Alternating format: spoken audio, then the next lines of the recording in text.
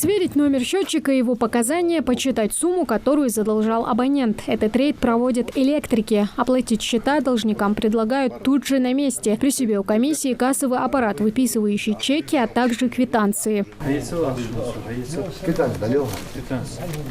В списке тех, кто решил оплатить счета на месте, оказался и Магомед Башир Тиркакеев. Он оплачивает коммунальные услуги своевременно, чтобы не было лишних проблем.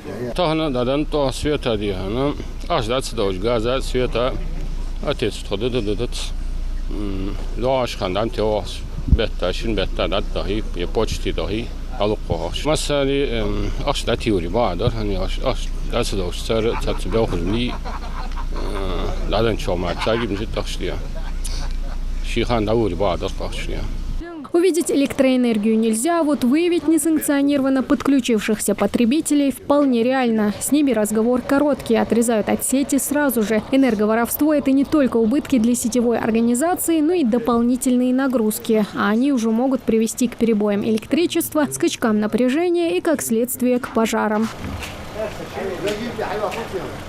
На сегодняшний день, по подсчетам энергокомпании, в Ингушетии более 2500 злостных неплательщиков за потребленную электроэнергию. В одном только Канташево около 3000 абонентов, часть из них платит по счетам вовремя, а другая часть успела задолжать порядка 150 миллионов рублей. Именно эта улица Мережкова.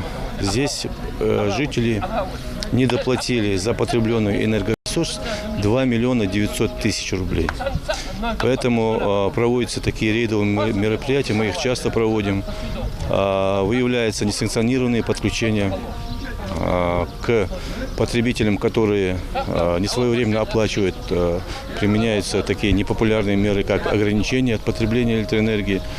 С каждым проводится индивидуальная работа.